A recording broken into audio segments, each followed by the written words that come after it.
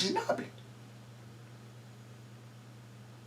Et c'est par là où vous allez voir comment, dans quel niveau l'homme est dépravé.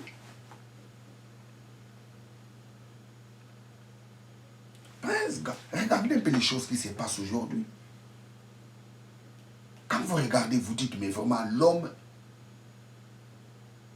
il est homme ou bien c'est l'animal qui est devenu homme? Parce qu'il y a des fois, les animaux ne font pas des choses que les hommes font. Quelle immoralité! Et ça, c'est le début. La Bible dit que c'est l'Église qui empêche que les mystères de l'iniquité puissent se dévoiler. Mais quand l'Église sera enlevée, quand les chrétiens seront enlevés, c'est par là où les mystères de l'iniquité dévoilera ses œuvres.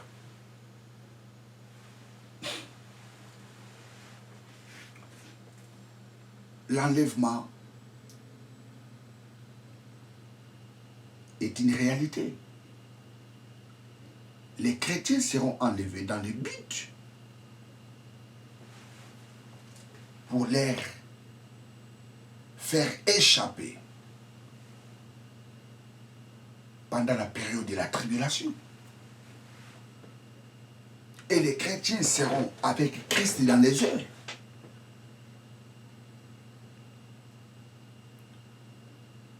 Et nous ne resterons pas seulement au ciel, praise God.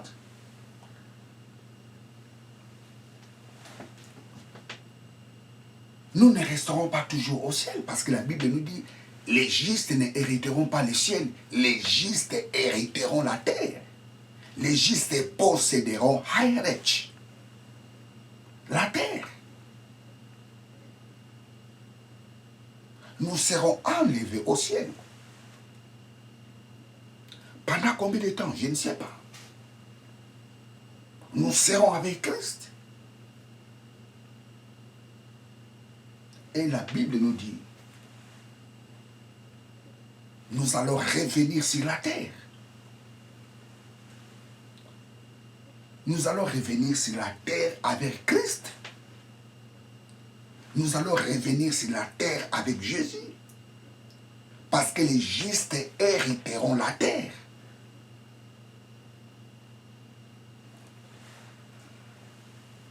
Praise God, hallelujah. Les justes hériteront la terre. Nous allons revenir sur la terre. Nous allons lire un peu les livres de Daniel. Daniel, chapitre 2. Daniel, chapitre 2, versets 30 à 36.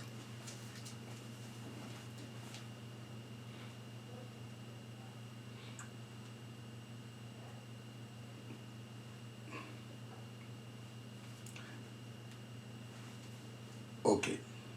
Si ce secret m'a été révélé, ce n'est point qui est en moi une sagesse supérieure et celle de tous les vivants en main.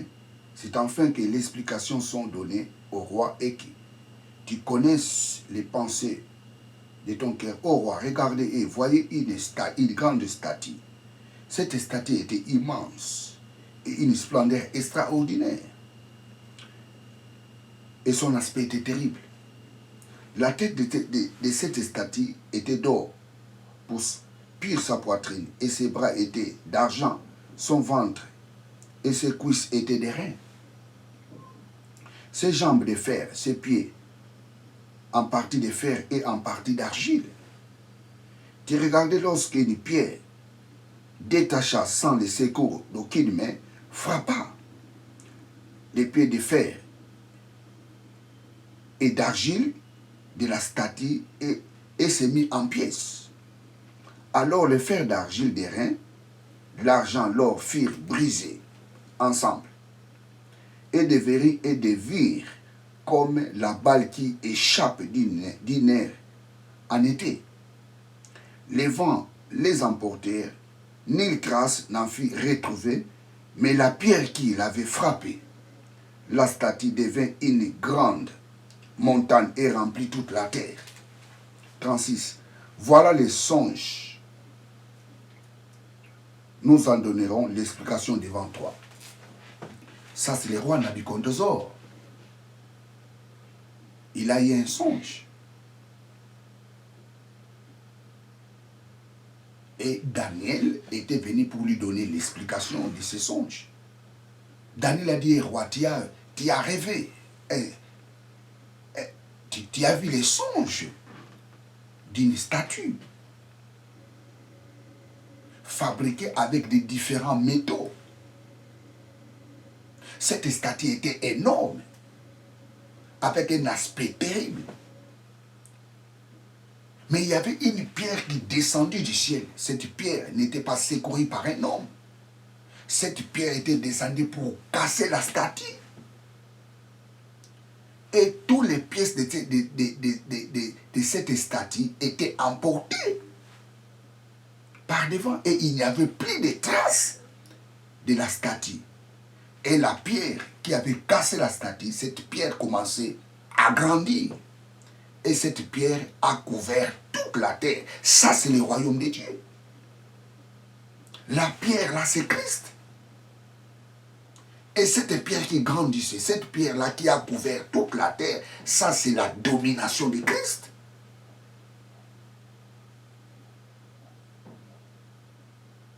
La statue représente les différents pouvoirs de ce monde.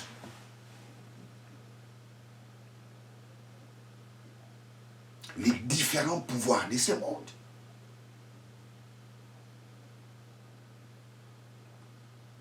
Jésus-Christ viendra briser les pouvoirs de ce monde pour régner lui-même sur la terre, pour installer son royaume sur la terre.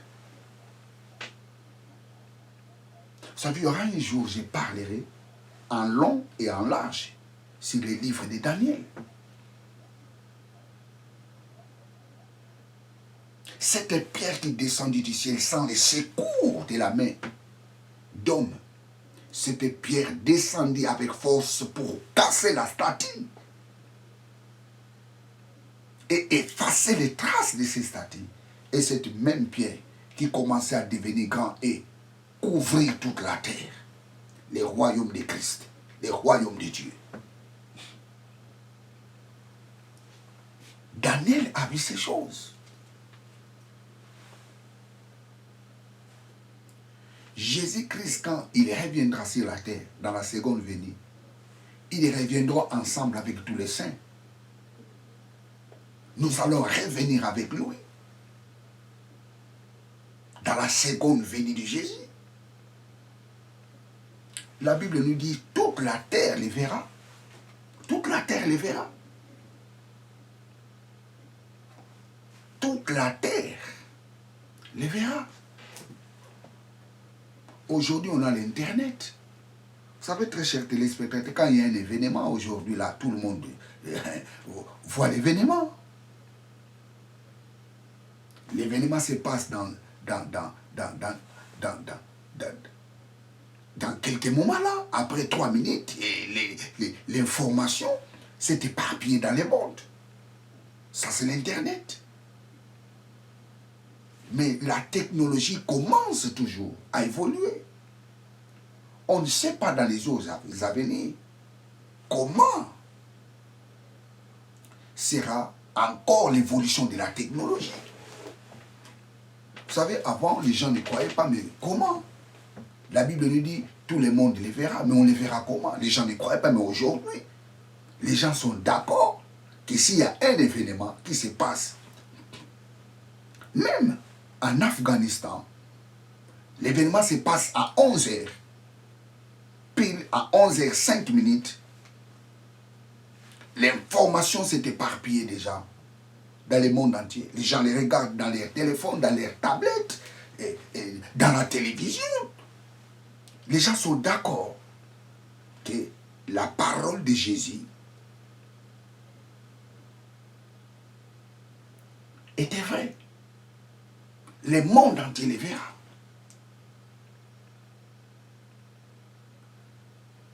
quand il viendra, quand il mettra ses pieds sur la montagne des oliviers. Quand Christ viendra, il reviendra avec les saints. Nous allons revenir avec lui. Oui, nous serons au ciel pendant un temps. Mais nous allons revenir sur la terre parce que les justes hériteront la terre. Ce n'est pas les justes hériteront le ciel, non. Les justes hériteront les heritage, la terre. Le royaume de Dieu ne sera pas au ciel, le royaume de Dieu sera ici sur la terre.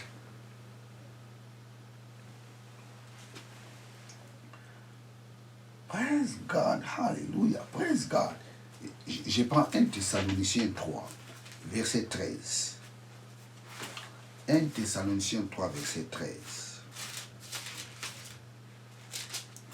1 Thessaloniciens 3, verset 13. 1 Thessaloniciens 3.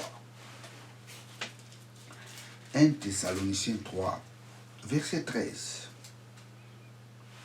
Supportez-vous les uns les autres, et si l'un décide de se plaindre de l'autre, pardonnez-vous réciproquement, de même que Christ vous a pardonné, vous aussi. 1 Thessaloniciens, non, ce n'est pas ça, 1 Thessaloniciens 3, 1 Thessaloniciens 3, verset 13. 1 Thessaloniciens 3, 13. Afin d'affermir vos cœurs, pour qu'ils soient irréprochables dans la sainteté, devant Dieu. Notre Père, alors l'avènement de notre Seigneur Jésus-Christ avec tous les saints. Alors l'avènement de notre Seigneur Jésus-Christ avec tous les saints. Jésus reviendra sur la terre avec tous les saints.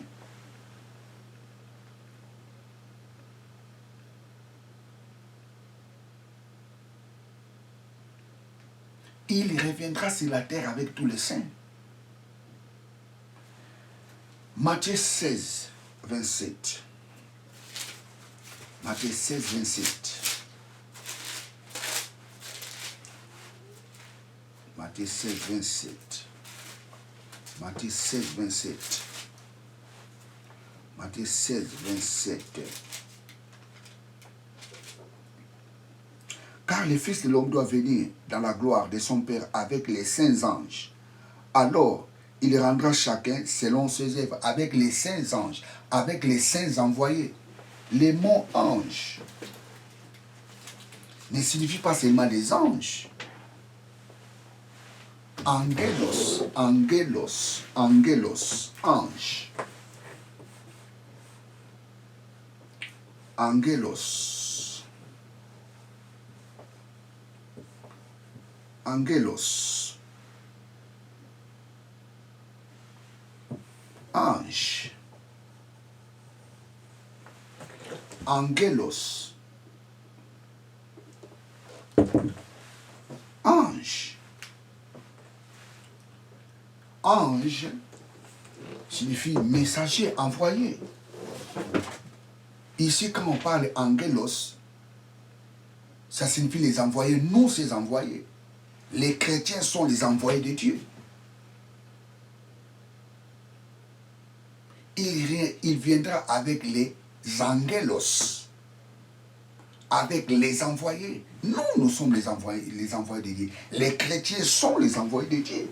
Et nous allons lire. Et qu'est-ce qu'il dit avec les envoyés de Dieu? 27. 16, 27. Alors il rendra à chacun selon ses œuvres. Il rendra à chacun selon ses œuvres. Il rendra à chacun selon ses œuvres. Et nous allons lire 1 Corinthiens. Les livres des Corinthiens donnent la précision. 1 Corinthiens 6, verset 2. Ne savez-vous pas que les saints jugeront le monde? Et si c'est par vous que le monde est jugé, êtes-vous indigne de rendre les moindres jugements? Je relis. Ne savez-vous pas que les saints jugeront le monde? Et si c'est par vous le monde est jugé, si c'est par nous, quand nous allons revenir avec Christ, nous allons juger le monde.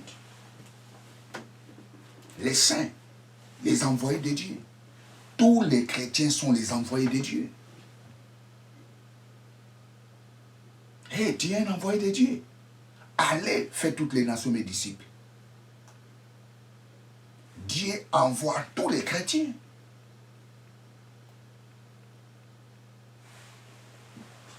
Praise God, hallelujah, praise God. Hallelujah, praise God, hallelujah. Actes, chapitre 1er, versets 11 à 12. Actes. Je prends Actes des apôtres. Actes chapitre 1er. Actes chapitre 1er, verset 11. Ils dirent, hommes galiléens, pourquoi vous arrêtez?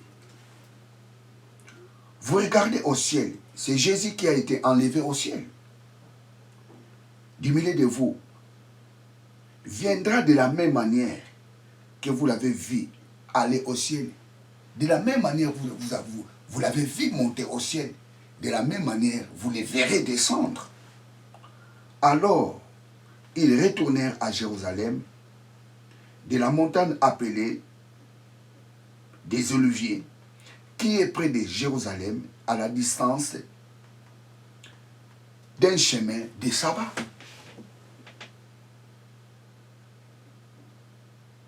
De la même manière, vous avez vu Jésus monter. De la même manière, vous les verrez descendre.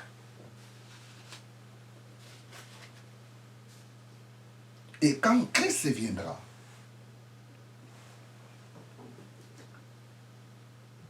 il viendra pour installer son royaume sur la terre. Mais avant d'installer son royaume sur la terre, quand il viendra sur la terre, la Bible nous dit, le diable sera enchaîné pendant 1000 ans. Vous savez, 1000 ans ne signifie pas seulement 1000 ans.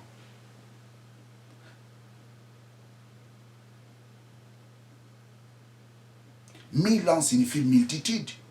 C'est le chiffre 1000 qui signifie multitude, plusieurs années.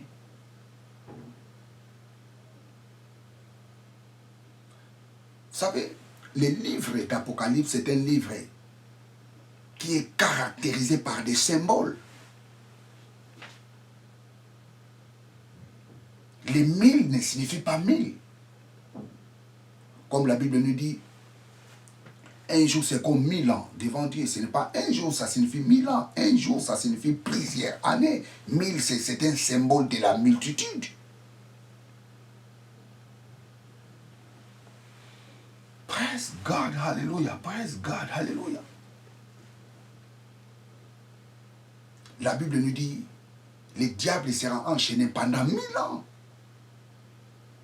Même la présence de Christ sur la terre, les gens vont continuer toujours à pécher.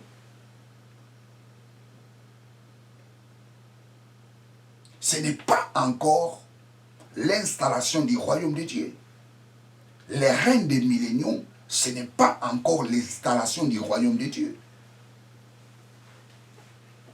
Parce que le diable est enchaîné.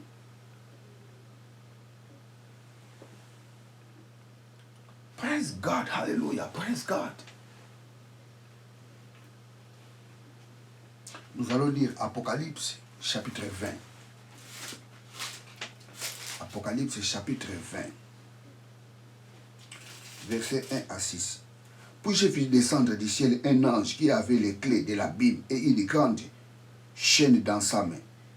Il saisit le dragon, le serpent ancien, qui est le diable et Satan, et les lia pour 1000 ans. Et il les jeta dans l'abîme, fermant et scella l'entrée au-dessus de lui, afin qu'il ne séduise plus les nations, jusqu'à ce que les 1000 ans soient accomplis. Après cela, il faut qu'il soit délié pour un peu de temps. Après 1000 ans, il sera délié. Je prends le verset 11. Puis j'ai vu un grand trône blanc. Et celui qui était assis dessus était assis dessus. La terre et le ciel s'enfuirent devant sa face. Et il ne fut plus trouvé de la place pour eux. J'ai vu les morts, les grands et les petits qui se tenaient devant les trônes. Des livres furent ouverts.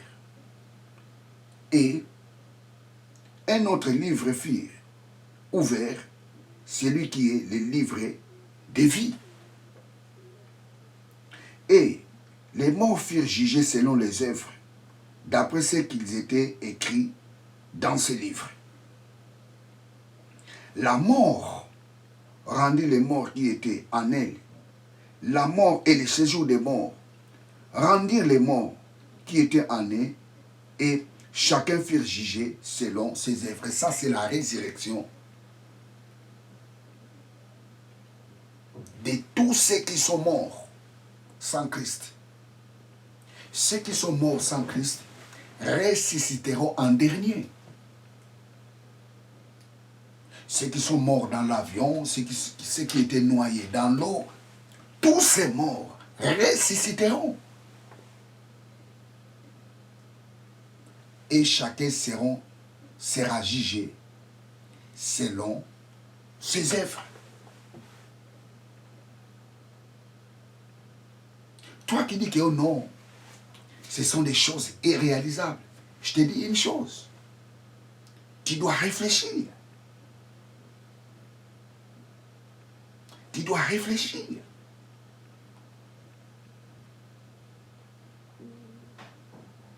Tu dois réfléchir. Parce que tout ce que nous faisons sur la terre, nous allons les rendre compte. Nous allons les rendre compte.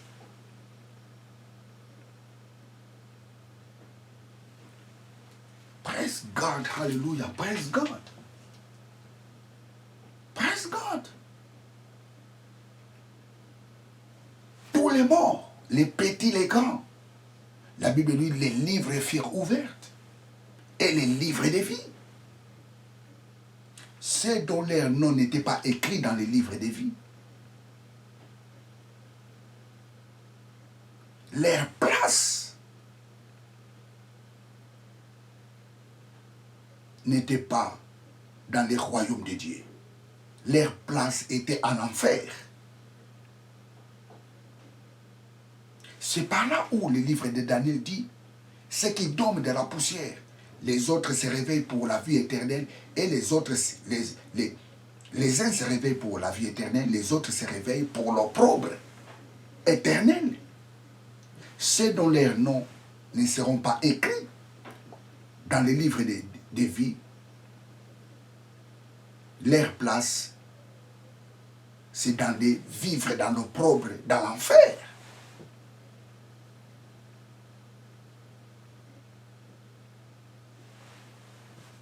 Praise God, hallelujah. Apocalypse 21, versets 1 à 4. Puis j'ai vu un nouveau ciel et une nouvelle terre, car les premiers ciels et la première terre avaient disparu, et la mer n'était plus. J'ai vu descendre du ciel auprès de Dieu une ville sainte, la nouvelle Jérusalem, préparée comme une épouse qui s'est emparée pour son époux. J'ai vu descendre du ciel une nouvelle terre, car les premiers ciels et la première terre avaient disparu. Une nouvelle terre, c'est ça le royaume de Dieu. C'est ça le royaume de Dieu. Une nouvelle terre. Les justes hériteront la terre. Non, très cher téléspectateur, tu dois croire à la parole de Dieu. Tu dois croire à cette parole, parce que cette parole est la vérité. Cette parole, elle est oui et amen.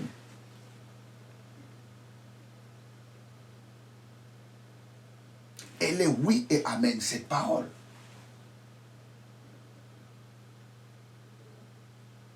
Praise God. Hallelujah. Car c'est à toi qu'appartiennent les règnes, les royaumes, la puissance et la gloire. Les royaumes appartiennent à Dieu. Les royaumes appartiennent à Dieu. Praise God. Les royaumes appartiennent à Dieu. Dans les royaumes, il y a la domination. Dans les royaumes, on règne. Et la Bible nous dit, nous allons régner avec Christ.